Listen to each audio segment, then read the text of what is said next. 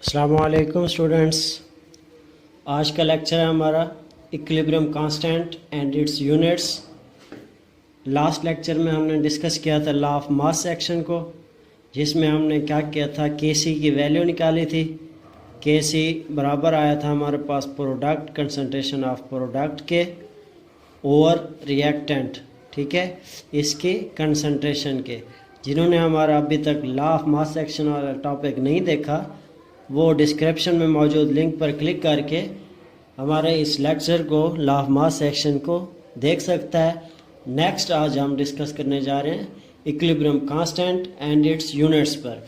Equilibrium constants क्या होता है, इसको ज़ाहिर करते हैं हम केसी से, और ये क्या होता है, एक रेशो है किस चीज़ के दरमियान, प्रोडक्ट और रिएक्टेंट के दरमियान एक रेशो है, ठीक है, प्रोडक्ट और रिएक्टेंट के दरमियान एक क्या चीज़ है, रेशो है। अब केसी की वैल्यू क्या है, हम ये निकल लेते हैं, K C product of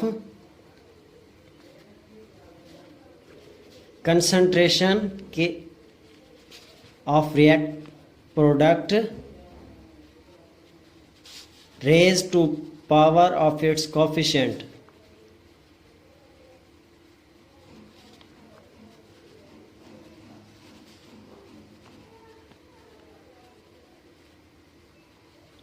divided by product of concentration of reactant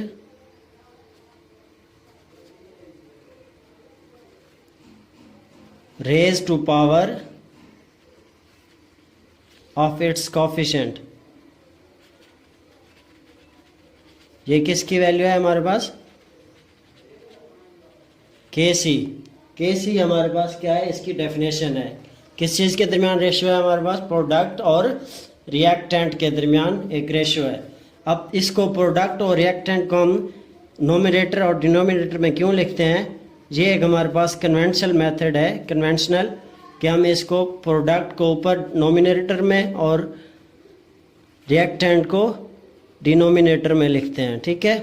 जब हम इसको क्या कर लेंगे, लिख लेंगे, तब हमारे पास क्या होगा, अब केसी की वैल्यू कब आएगी, कब निकलेगी केसी की वैल्यू, जब हमारे पास क्या होगी, एक equation for example A plus B is equal to C plus D, ये रिवर्सिबल रिएक्शन होगा, ठीक है। और सेकंड स्टेप क्या होगा, फर्स्ट क्या हो, रिवर्सिबल हो, सेकंड हमारे पास क्या हो, ये बैलेंस केमिकल इक्वेशन हो, इक्वेशन क्या हो, बैलेंस्ड हो। थर्ड क्या होगा, हम इसको इक्विलिब्रियम एक्सप्रेशन में लिखेंगे, मीन नोमिनेटर और डिनोमिनेटर में लिखेंगे। नेक्स्ट थर्ड में जब ये इक्विलिब्रियम एक्सप्रेशन लिखा जाएगा, तब हमारे पास केसी की क्या आ जाएगी, वैल्यू आ जाएगी, ठीक है। जब केसी की वैल्यू आ जाएगी तो तब क्या करेंगे, इससे इसके यूनिट्स भी क्या हो जाएंगे, ड्राइव हो जाएंगे। अब वैल्यू जब आ जाएगी केसी की, फॉर एग्जांपल वो कोई भी हो, तो इसकी वैल्यू डिपेंड करेगी किस चीज़ पर, टेम्परेचर पर, डिपेंड ऑन टेम्परेचर, ठीक है, टेम्परेचर पर डिपेंड करेगी, ना कि किस चीज़ पर, कंसंट्रेशन ऑफ रिएक्टेंट और प्रोडक्ट पर डिपेंड नहीं करेगी, बल्कि ये किस पर डिपेंड करेगी, टेम्परेचर पर डिपेंड करेगी, ठीक है। अब कोई एग्जांपल ले लेते हैं हम, फॉर एग्जांपल हमारे पास क्या है, एक एग्जांपल है जैसे कि H2 plus I2 reversible reaction 2HI, first condition इसकी हो गई, ये एक क्या है, रिवर्सिबल रिएक्शन है। सेकंड कंडीशन क्या है कि हमारे पास क्या हो, बैलेंस्ड हो। अब हमारे पास यहाँ पे 1 है, यहाँ पे भी, यहाँ पे, तो ये क्या है, हमारे पास बैलेंस्ड इक्वेशन है। तो इक्वेशन सेकंड हमारे पास क्या होगी, सेकंड स्टेज भी पूरी हो गई कंडीशन कि बैलेंस्ड है। अब थर्ड कंडीशन क्या है कि केसी की वैल्यू हमने लिखनी है इक्विलिब्रियम एक्सप्रेशन में, प्रोडक्ट और रिएक्टेंट में। जब ये लिखेंगे तब हमारे पास क्या आएगी, वैल्यू आएगी किस चीज़ की, केसी की। अब हम क्या करते हैं, इसको प्रोडक्ट और रिएक्टेंट में लिखते हैं। Kc is equal to 2HI HI। अब मैंने क्या कहा था इसमें, product of concentration of product raise to power of its coefficient.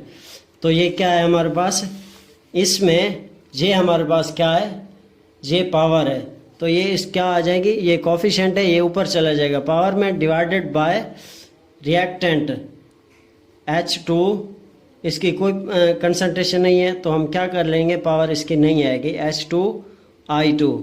ये आ जाएगी Kc की वैल्यू, HI और H2I2।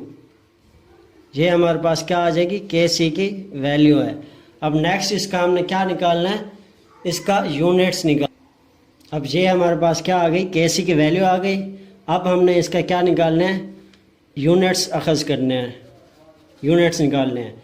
तो Kc इज इक्वल टू आ जाएगा, ये कंसंट्रेशन है, कंसंट्रेशन का यूनिट क्या होता है, मोल पर डेसीमीटर क्यूब।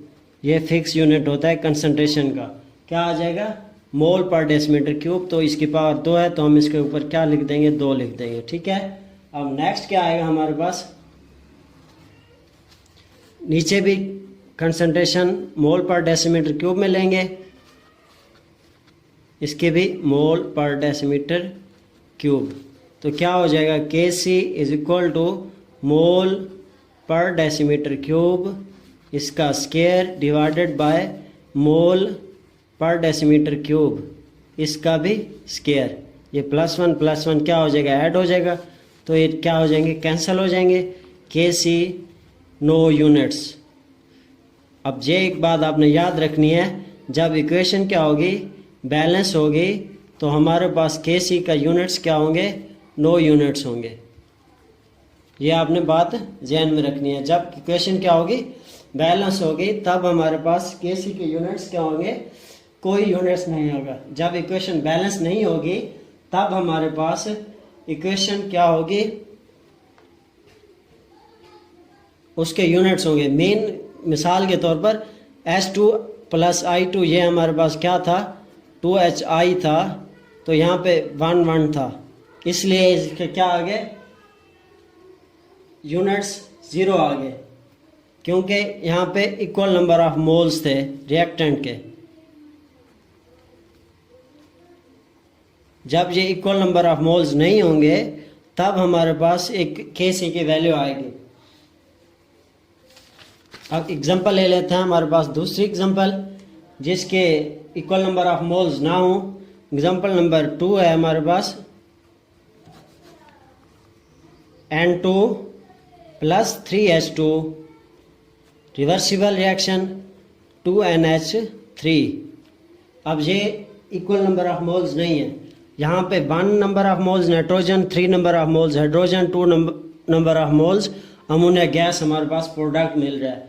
तो हमने क्या करना है, फर्स्ट ऑफ ऑल यहाँ से Kc की वैल्यू निकालनी है। रिवर्सिबल रिएक्शन है, बैलेंस केमिकल इक्वेशन है बड़ी, हमने यहाँ से Kc की वैल्यू इक्विलिब्रियम एक्सप्रेशन में इसको लिखना है। तो कैसे लिखेंगे, NH3, इसका पावर आ जाएगी 2 डिवाइडेड बाय N2 कंसंट्रेशन, और कंसंट्रेशन ऑफ H2 ये 3 है, तो यहाँ पे हमने क्या लिख देना है, 3 लिख देना है, ठीक है, पावर में आ जाएगी। ये इक्विलिब्रियम एक्सप्रेशन में लिखा जाएगा। अब नेक्स्ट हमने क्या करना है, इसके यूनिट्स निकालने हैं, ठीक है। Kc के यूनिट्स क्या होते हैं, कंसंट्रेशन के, मोल पर डेसीमीटर क्यूब, ये आ जाएगा, इसका स्क्वायर डिवाइडेड बाय मोल पर डेसीमीटर क्यूब, ये 1 और इसका मोल पर डेसीमीटर क्यूब ये 3। तो क्या आ जाएगा, Kc मोल पर डेसीमीटर क्यूब, ये 2 आ जाएगा ऊपर, डिवाइडेड बाय मोल पर डेसीमीटर क्यूब, ये 3 और ये 1 क्या हो जाएगा, 4 हो जाएगा। तो यहाँ से जब ये ऊपर जाएगा तो क्या हो जाएगा, ये कैंसिल हो जाएगा। तो नेक्स्ट क्या आएगा, इसका यूनिट, Kc का यूनिट आएगा हमारे पास पर मोल स्क्वायर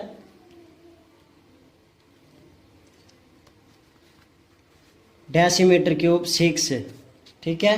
हमारे पास Kc की वैल्यू आई थी ये मोल स्क्वायर डेसीमीटर क्यूब, ये वैल्यू बट्टे में आई थी। ठीक है, अब हमने क्या करना है, ये जब ऊपर जाएगा मोल -2 हो जाएगा और 2 इससे मल्टीप्लाई हो जाएगा 6 हो जाएगा मोल पर डेसीमीटर क्यूब, पर मोल स्क्वायर डेसीमीटर क्यूब 6। तो ये किसका यूनिट होगा, Kc के यूनिट्स होंगे in case of N2 + 3H2 2NH3। तो हमने क्या देख लिया, balance equal number of moles में इक्वेशंस Kc के यूनिट्स देख लिए। जब इक्वल नंबर ऑफ मोल्स नहीं होंगे तब भी हमने क्या देख लिया, इसके यूनिट्स देख लिए। अब नेक्स्ट एग्जांपल पे चलते हैं। जब हमारे पास कंसंट्रेशन इसकी वैल्यू क्या होगी, गिवन होगी, तब हमारे पास क्या आएंगे, Kc के यूनिट्स क्या आएंगे। इसकी तरफ बढ़ते हैं। हमारे पास क्या है, एक इक्वेशन है, example H2 + I2 reversible reaction 2HI। तो ये आ गया हमारे पास इक्वेशन। इसमें फर्स्ट वाला आपने देखना है कि रिवर्सिबल रिएक्शन है नहीं है, तो ये रिवर्सिबल रिएक्शन है बड़ा। सेकंड देखना है कि ये क्या ये बैलेंस है, तो ये बैलेंस भी है। थर्ड आपने क्या करना है, इसका इक्विलिब्रियम एक्सप्रेशन उसकी सूरत में लिखना है। इससे पहले हमने क्या करना है, इसकी वैल्यूज लिख देनी है। वैल्यूज है हमारे पास H2, ये गिवन वैल्यूज हैं।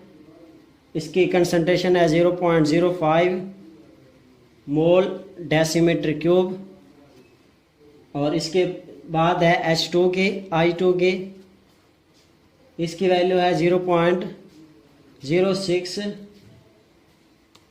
मोल पर डेसीमीटर क्यूब। इसी तरह हमारे पास HI की आएगी, इसकी वैल्यू है हमारे पास 0.49 मोल पर डेसीमीटर क्यूब। ये क्लास 10th की बुक पेज नंबर 10 पे ये हमारे पास एग्जांपल दी हुई है, एग्जांपल 9.1। ये एग्जांपल है 9.1, ये दी हुई है क्लास 10th की केमिस्ट्री की बुक पे, टेक्स्ट बुक पे। तो हमने क्या निकालना है, Kc, ये फाइंड आउट करना है, इसकी वैल्यू फाइंड आउट करनी है और यूनिट्स फाइंड आउट करने हैं। ठीक है, तो अब पहले इसको क्या लिखेंगे, प्रोडक्ट की सूरत में, इक्विलिब्रियम एक्सप्रेशन में। तो क्या आएगी, H2HI इसका स्क्वायर डिवाइडेड बाय H2 और I2, ये आ जाएगा। अब हमने क्या करना, इसकी वैल्यूज इसमें पुट कर देनी है। KcHI की वैल्यू है हमारे पास 0.49 मोल पर डेसीमीटर क्यूब, ये क्या आ जाएगा, इसका स्क्वायर आ जाएगा, डिवाइडेड बाय H2 की वैल्यू है हमारे पास 0.05 मोल पर डेसीमीटर क्यूब, ये आ जाएगी, और I2 की है हमारे पास 0.06 मोल पर डेसीमीटर क्यूब, ये आ जाएगी किसकी, I2 की वैल्यू। अब हमने क्या करना है, इसको डिवाइड करना है, मल्टीप्लाई और डिवाइड करना है। ठीक है, जब हम करेंगे इसको डिवाइड तो क्या आएगी, ऊपर में इसका स्क्वायर जब लेंगे तो आएगा स्क्वायर 0.2401, इसका क्या है, स्क्वायर है। अब नेक्स्ट जब हम इसको मल्टीप्लाई करेंगे तो क्या आएगा, 0.003। ये अब यहाँ से मोल पर डेसीमीटर क्यूब इसका स्क्वायर है, यहाँ पे भी इसका स्क्वायर बन जाएगा, तो ये 2 से 2 क्या हो जाएंगे, कैंसिल हो जाएंगे, तो इसका यूनिट्स नहीं रहेगा। Kc इज इक्वल टू आ जाएगा हमारे पास, जब आप इसको मल्टीप्लाई करेंगे डिवाइड करेंगे तो 80 आ जाएगा, नो यूनिट्स। ये हमारे पास क्या आ जाएगी, जब कंसंट्रेशन हमारे पास किसी चीज़ की रिएक्टेंट और प्रोडक्ट की गिवन होगी तब हमारे पास क्या होगा, ये वैल्यू आएगी। और इक्वल नंबर ऑफ मोल्स थे, 1 था, तो हमारे पास क्या आया, इसके यूनिट्स भी क्या आ गए, नो यूनिट्स। 80 था, इसके यूनिट्स भी क्या आ गए, 0 यूनिट्स था, नो यूनिट्स था। तो ये था आज का हमारा लेक्चर। हमने क्या किया, इक्विलिब्रियम कांस्टेंट की डेफिनेशन देखी और उसके यूनिट्स देखे।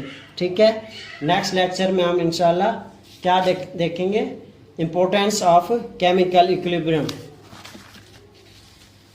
नेक्स्ट लेक्चर में हम इंशाल्लाह इम्पोर्टेंस ऑफ इक्विलिब्रियम कांस्टेंट उसको डिस्कस करेंगे। मज़ीद वीडियोस के लिए हमारे चैनल को क्या करना है, आपने सब्सक्राइब करना है और बेल आइकन भी प्रेस कर देना है। थैंक यू, अल्लाह हाफिज़।